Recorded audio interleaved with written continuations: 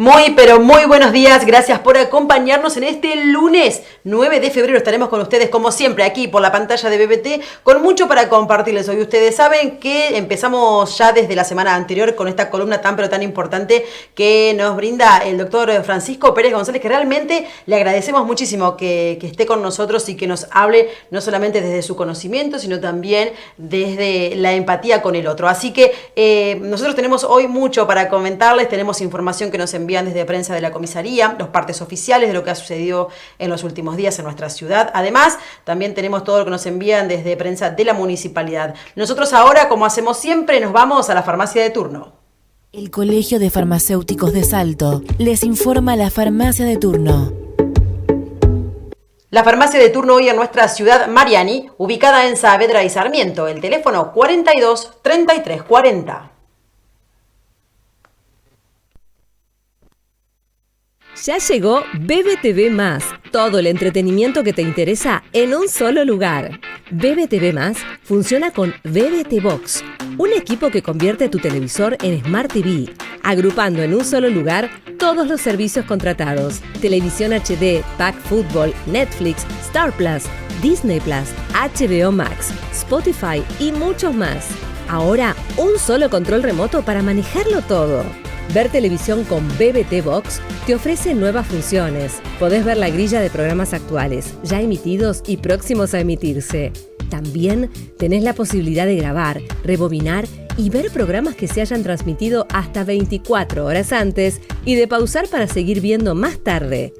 Además, mediante el Wi-Fi vas a poder extender BBTV+ a 4 dispositivos y 2 en simultáneo, como celular, tablet y otros.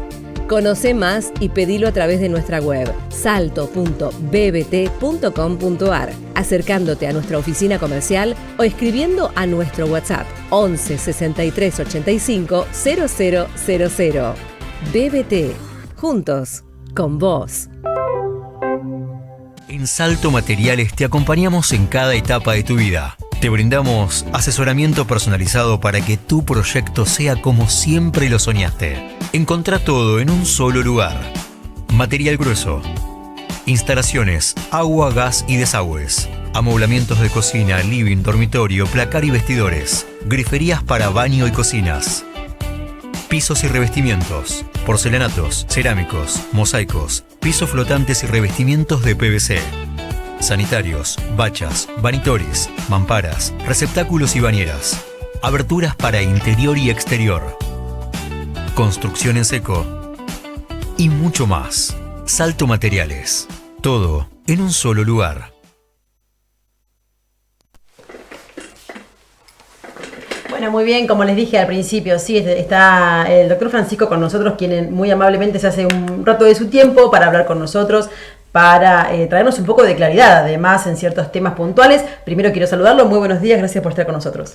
Buenos días, Eli. Realmente muy agradable estar acá nuevamente con ustedes. Muchas gracias, muchas gracias. Bueno, lo primero que quiero saber es si hubo algún tipo de repercusión con respecto a la charla anterior. Sé que a la gente le gustó mucho la charla, sobre todo los temas que se están tocando, que son tan importantes, pero bueno, me imagino que también habrá tenido algún tipo de consulta o de inquietud luego de esa columna. Sí, justamente recibí una llamada de una madre, me dice: ¿y qué puedo hacer para brindarle una buena inmunidad, su sistema inmunológico, claro, para mejorarlo? Y bueno, le dije, lo mejor es la leche materna. Claro, ¿sí? Claro.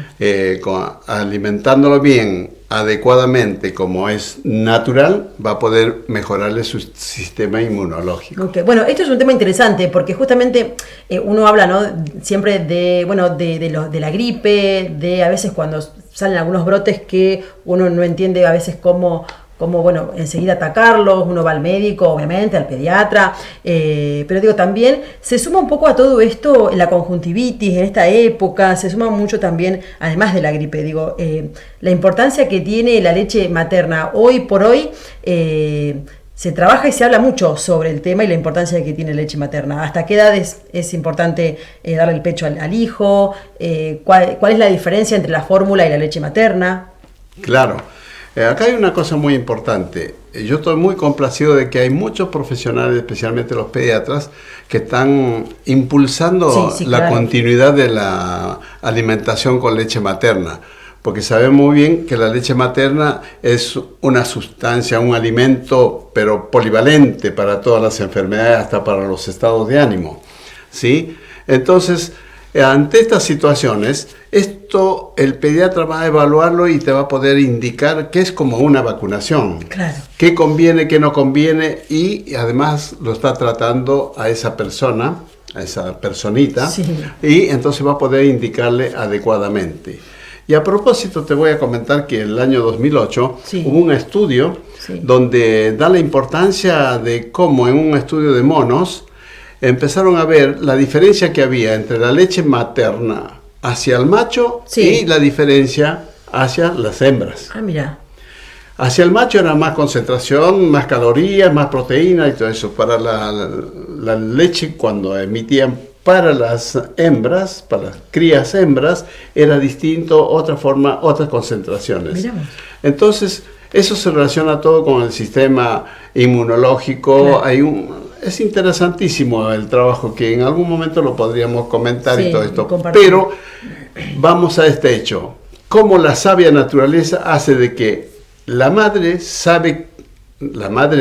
el sistema interno, el organismo de esa hembra, sabe qué leche preparar y dárselo. Claro, naturalmente. Naturalmente. Y entonces la composición y la formación, por supuesto, del macho y la hembra son distintos. Exacto. Y eso también sucede y debe suceder así en los seres humanos. La verdad que es muy, muy importante, siempre, como bien dice el doctor, fomentar, ¿no? Si en casos extremos en que realmente no se pueda, bueno, pero siempre fomentar que su primer alimento en los niños sea la leche materna.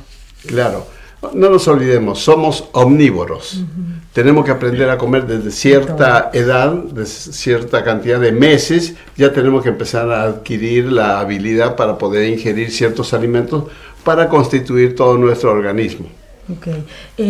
Otra de los temas que tocamos en la columna anterior fue la incontinencia urinaria, ¿verdad? Así es. Con ese tema también es muy importante, porque hablábamos, bueno, no solamente de lo que pasa que a veces naturalizamos el hecho de que a cierta edad tengamos incontinencia, sino que además también hablamos de algunos tipos de ejercicios que se pueden hacer para fortalecer justamente la zona pélvica. ¿Qué pasa con la cirugía? Claro, muchas personas, especialmente las mujeres, creen que la cirugía es la solución máxima. Claro. No es así, no es así. Okay. La concurrencia de muchas especialidades y el tratamiento con muchas otras actividades, eso es lo más correcto para poder controlar la incontinencia urinaria. Y con respecto a medicarse, ¿usted está de acuerdo con eso? Para la incontinencia urinaria va a llegar un momento en que sí necesita medicación, pero por eso su médico cabecera y el médico tratante va a poder darle la debida y adecuada medicación. Claro, siempre es importante, bueno, siempre desde acá hablamos de la prevención, ¿no? Digo, siempre una alimentación saludable y hacer algún tipo de ejercicio previene este tipo de... Así es, hay que tonificar todos los músculos del suelo pelviano y hay que seguir manteniéndolos con la edad y todo eso. Lo que hacemos es de que no aparezca bruscamente la incontinencia urinaria, sino sea más leve. Nosotros en el estudio que tenemos hecho llegamos a la conclusión de que de 30 años a 40 años ya hay muchas personas del sexo femenino que tienen incontinencia urinaria, y a los 90 años prácticamente es el 100%. Entonces eso tenemos que cambiar y revertir, de que los de 30 a 40 recién empiecen a tener la sintomatología a los 50, 55. Claro.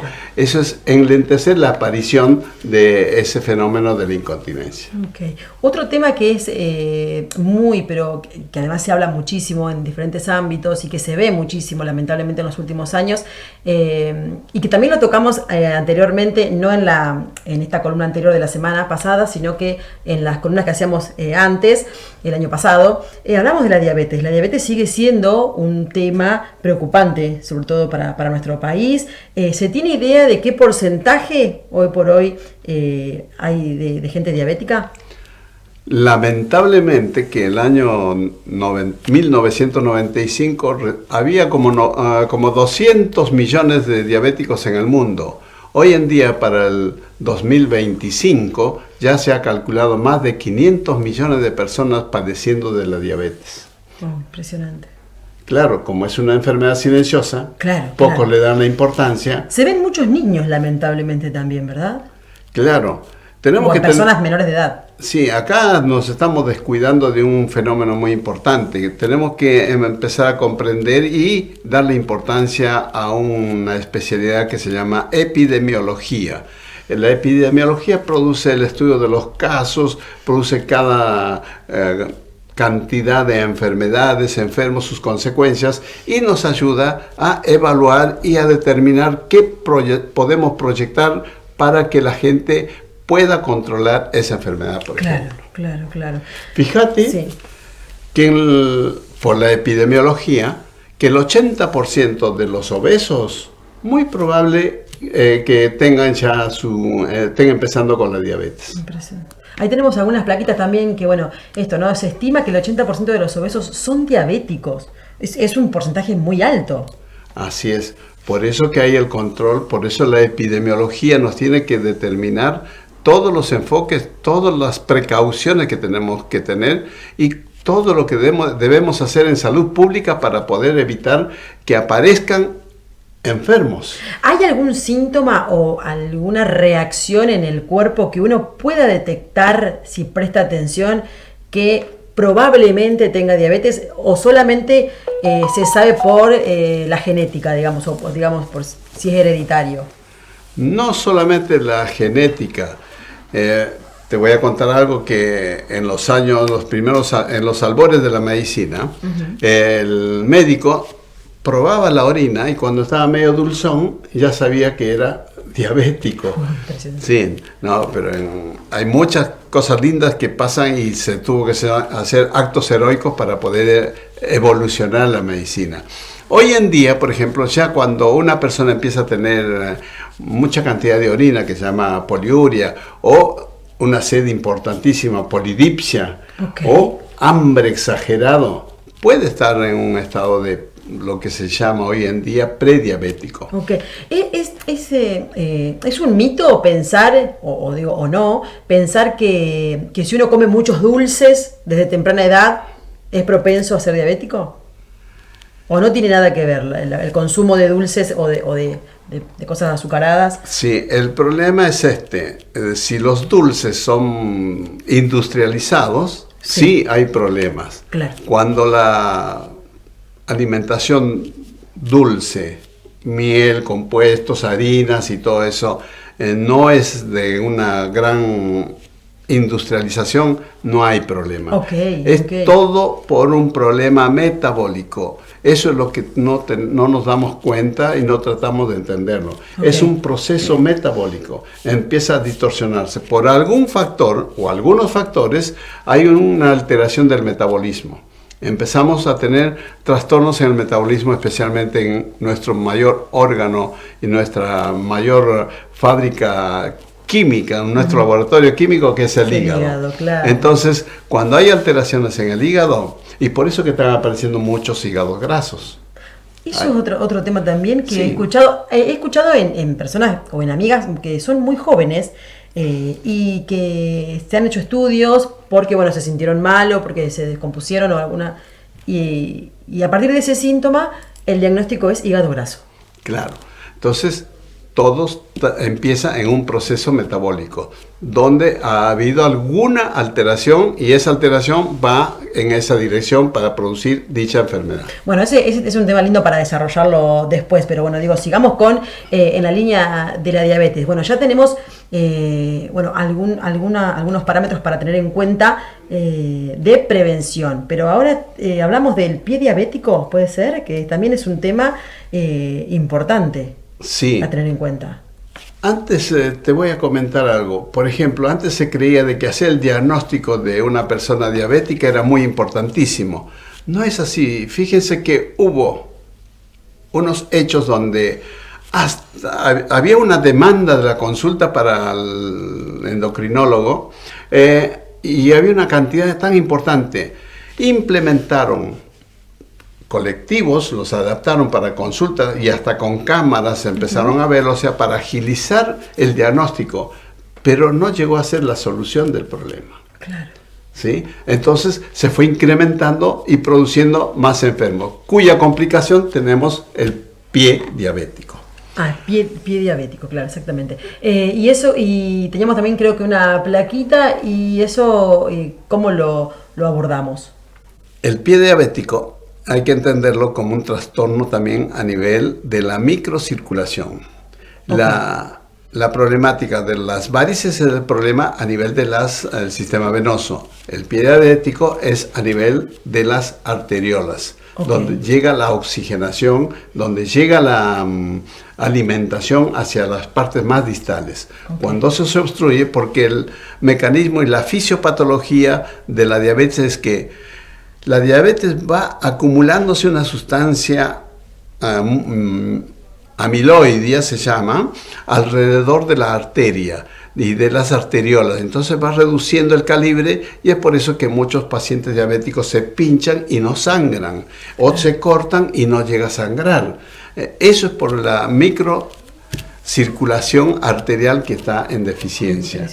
Eso, cuando se complica, empieza a faltarle la oxigenación, la alimentación, y empieza a degenerarse en un pie diabético que empieza a lesionarse, se hace una úlcera, y esa úlcera se va profundizando y va a empezar a producirse en un sistema de gangrenado. Claro, sí, y es terrible. Como lo dicen, con una buena educación, un tratamiento óptimo, adecuado, todo preventivamente, se puede evitar el 50% de las amputaciones. Exacto, es impresionante ver cómo tener diabetes y no cuidarse y no tener prevención. Y si uno tiene diabetes, ¿puede revertirla la situación? Por supuesto, porque no solamente es bajar la glicemia, no solamente es disminuir la cantidad de alimentación. Hay que buscar dónde está la causa de la diabetes. Claro. Es un problema, ya básicamente sabemos y lo decimos, es un problema metabólico. Hay que ir por ese lado, porque me viene una imagen, ver a un paciente diabético, o al que le llaman prediabético, que empieza a correr, a hacer ejercicios de la mañana, se hace 5 kilómetros, hace gimnasia, gasta energía. Termina todo eso, está con hambre, se come todo, hasta lo que no tiene que comer. Entonces no es el tratamiento adecuado restringirle una dieta calórica. Por eso el manejo adecuado de todos estos conceptos fisiopatológicos, metabólicos y todo lo que pueda estar relacionado con la enfermedad, por eso es importante esta especialidad, para poder mantener y prever qué es lo que podemos hacer y qué es lo que debemos hacer. Okay. ¿Cada paciente necesita algo diferente o es para todos la misma norma? Una vez que ya está el diagnóstico de diabetes.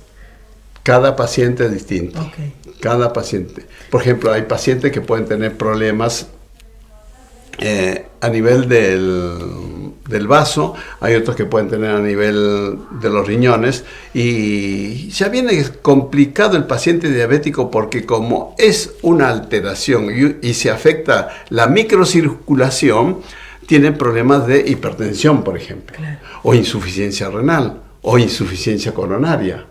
Entonces no es solamente bajarle el nivel de glucosa. Claro. Hay que enseñarle, o hay que buscar las causas para que no se siga concentrando esa sustancia amiloidea alrededor de las arterias y disminuyendo la capacidad de transporte del oxígeno, especialmente en las arterias. En la diabetes hay, obviamente conocemos todo, ¿no es cierto?, que también se medica, que hay mucha gente que, también que tiene que usarla, que es la insulina, ¿verdad? Es el medicamento que se usa. ¿Qué pasa? ¿Hay algún tipo, además de lo que es medicina, algún tipo de operación o de cirugía o algo que pueda reiniciar ese cuerpo, o una vez que está el diagnóstico tiene que saber sobrellevarlo y tratar de bajar esa diabetes en su cuerpo? Para el uso de la insulina lo tiene que hacer un especialista. Claro. Y hay que conocer muy bien por qué causas y debido a qué deficiencia se está produciendo. Tampoco es darle por dar una medicación de una manera deliberada, no controlada. Tiene todas sus indicaciones. Por eso que recomendamos que con su médico, con el endocrinólogo, mantenga un equilibrio en cuanto de su medicación. No todos funcionan y no todos responden de la misma manera. Exacto. Por eso es importante siempre consultar a su médico de cabecera. Ahí veíamos una placa que dice el 48% en las primeras causas. Es la primera causa de amputaciones no traumáticas de miembros inferiores que alcanza al 48% de los diabéticos, que también es muchísimo.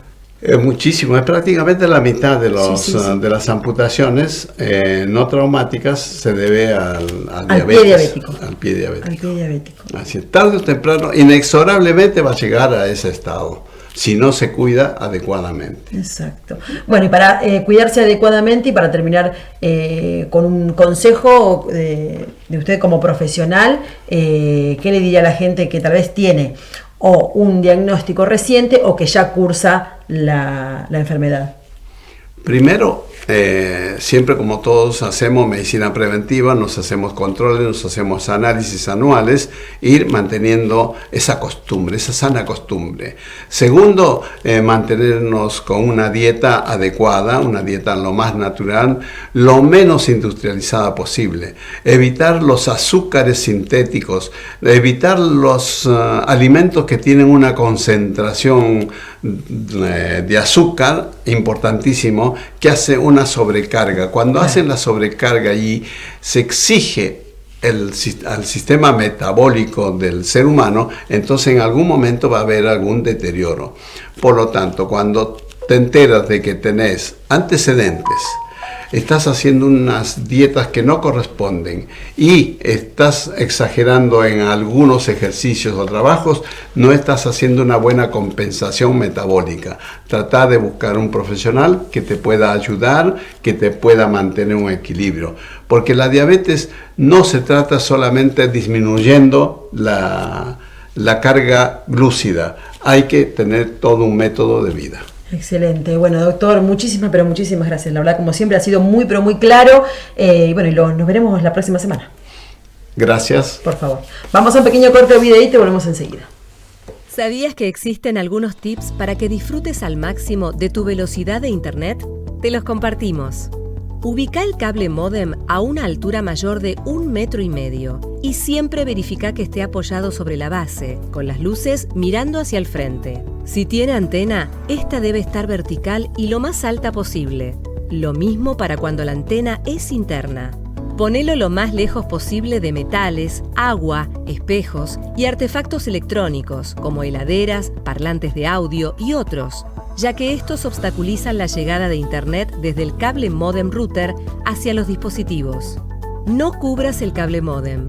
Debe tener ventilación y lo mejor es ubicarlo en un lugar abierto. Tené en cuenta que cuando estás en una habitación distinta a la del cable módem, las paredes, muebles y otros objetos también son obstáculo para que llegue una buena señal. Elegí un lugar céntrico de la casa para ubicarlo, así la señal llega a todos los ambientes. No olvides que podés utilizar un cable de red que vaya directo desde el cable modem router hacia tu dispositivo si necesitas una señal más efectiva. Si tenés que hacer una videollamada, lo mejor es que la hagas en el mismo ambiente en el que está ubicado el cable módem o a través de un dispositivo cableado al mismo para poder gozar de una mejor señal. BBT, juntos, con vos.